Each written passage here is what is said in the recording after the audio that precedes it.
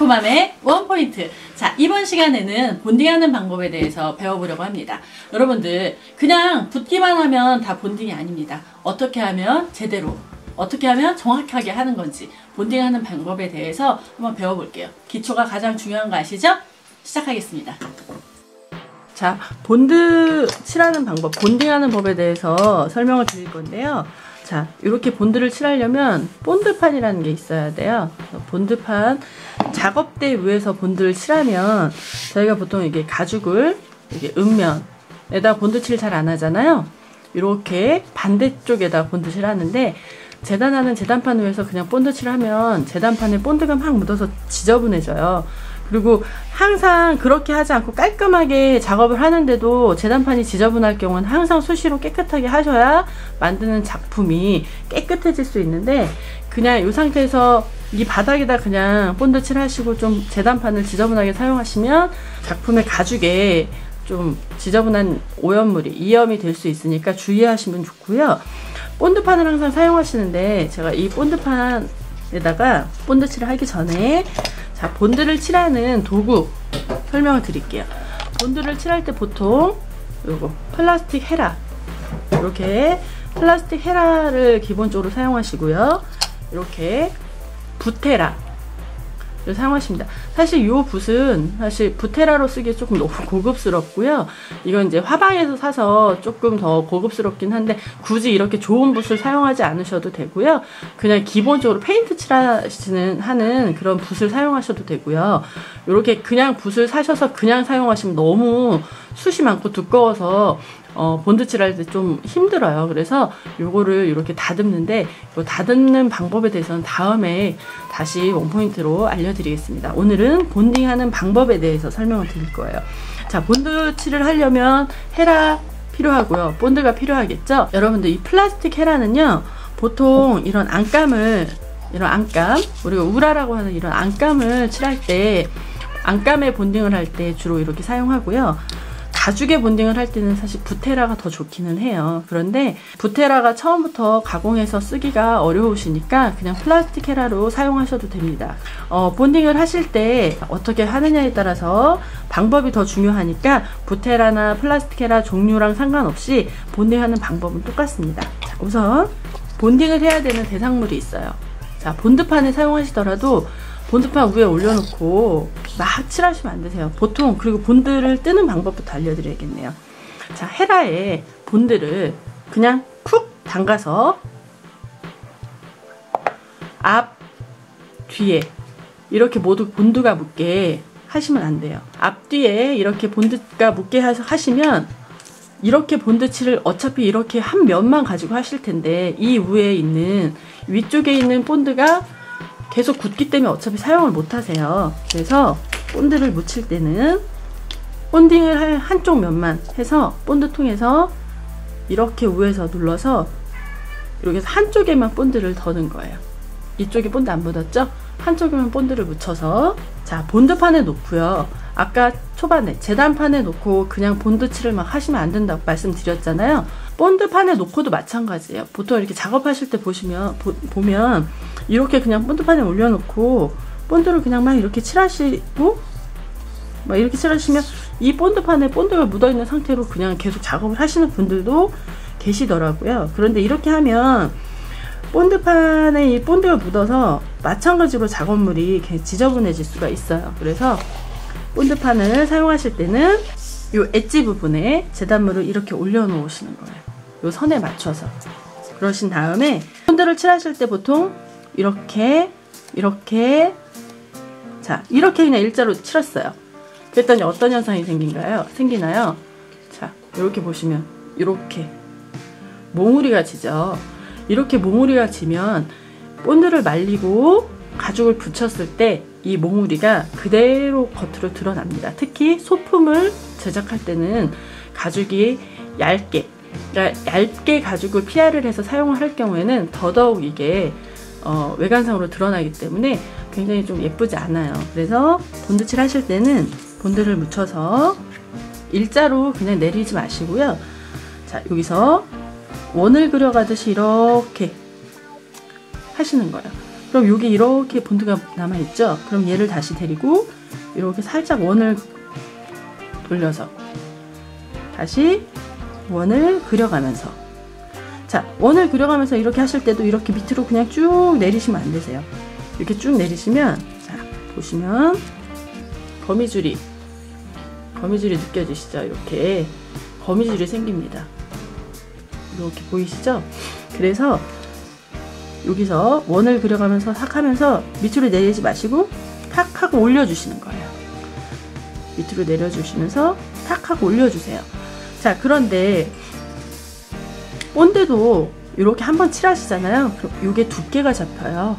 두께가 잡히기 때문에 한쪽을 계속 하면서 이렇게 하면서 했다가 다시 해야지, 그리고 여기 좀 덜 바른 것 같아 하면서 이렇게 계속 왔다 갔다 하시면 계속 두께가 잡힙니다. 그래서 한 번에 전체 본딩을 다 하신 다음에, 자,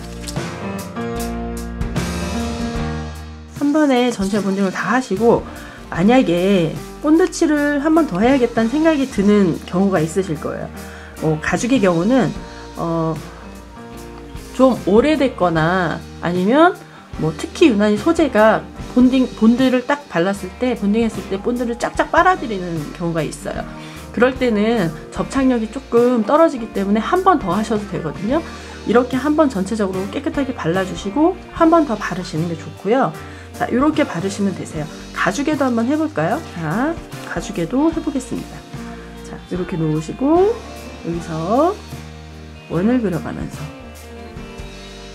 자, 원을 그려가면서 본드를 몰아가셔야 돼요. 이렇게. 최대한 처음 하실 때는, 저도 사실 가까이 잡아요. 무조건 도구는 멀리 잡으시지 마시고요. 가까이 잡아서 연습하시는 게 좋으세요. 제가 지금 플라스틱 헤라로 본드를 발랐어요. 그러면 붓헤라로 발랐을 때 느낌은 또 어떻게 다른지 한번 보여드릴게요. 자, 붓헤라로 했을 때는 어떤 느낌인지 한번 보겠습니다. 이렇게 원을 그려가면서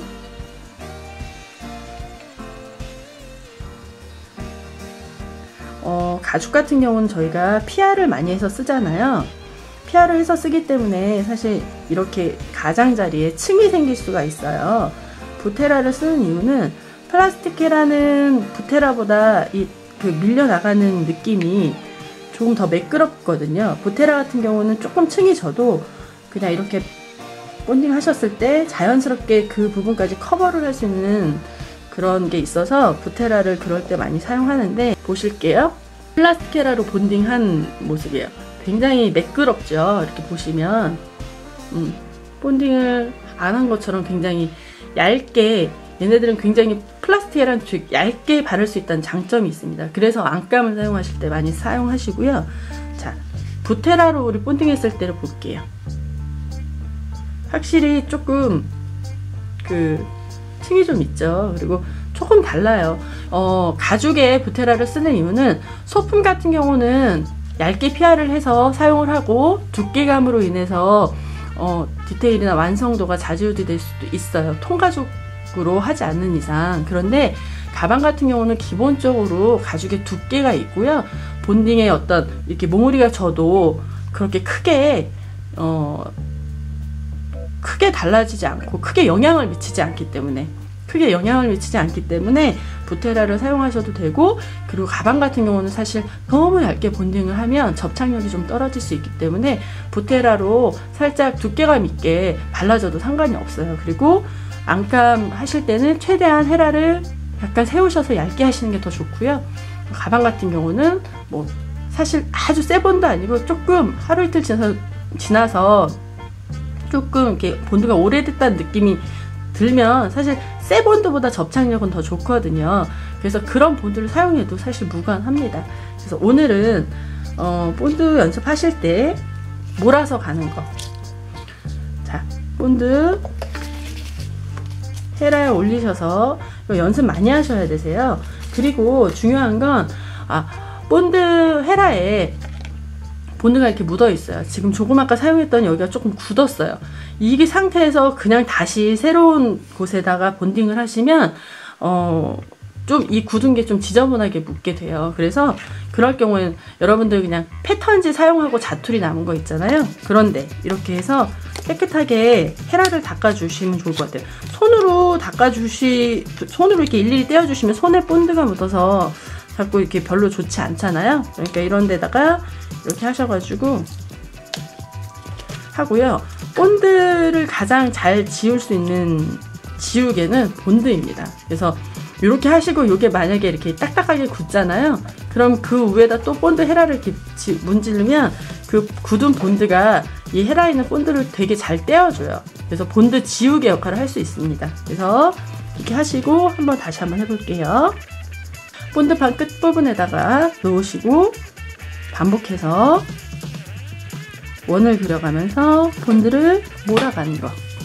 이게 오늘 연습하셔야 돼. 끝에서는 내리지 말고 끝에서는 이렇게 살짝 올려주시는 거. 이거 연습하셔야 됩니다. 자, 여기로 다시 한번 보여드릴게요. 본드는 헤라 양쪽이 아니라 한쪽에만 이렇게 한쪽에만 묻도록 해주시고 여기에 있는 거를 원을 그려가면서 몰아서 본드를 몰아서 가시면 되세요. 조금 연습을 처음에는 여기에 본드를 너무 많이 묻히지 마세요. 처음에는 너무 많이 묻히시면 감당하기가 힘드시고요. 초보자들은 조금 익숙해지시면 여기에 잔뜩 묻히셔서 하셔도 여기에 있는 본드 많이 묻히셔도 얘를 잘 몰아가실 수가 있어요. 여기 본드 많이 묻었잖아요. 그래도 연습을 많이 하시면 충분히 얘를 몰아서 갈 수가 있습니다. 이렇게 원을 그려가면서 이렇게 아래쪽으로 하기 힘드시면요 옆으로 하셔도 되세요. 이렇게 옆에다 놓고 옆쪽으로 놓고 이렇게 몰아가시면 되세요. 방향은 중요하지 않습니다. 그냥 여러분들 편하실 대로 하시고 잘 몰아서 가시면 되세요. 자, 이 본딩은요 여러분 뭐 별거 있겠어 그냥 이렇게 툭툭 실어서 하면 되지 라고 생각하실 수도 있는데요.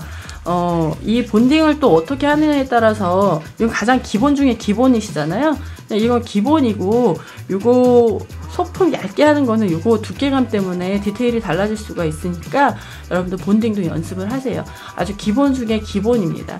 자, 오늘 본딩하는 방법에 대해서 배워봤습니다.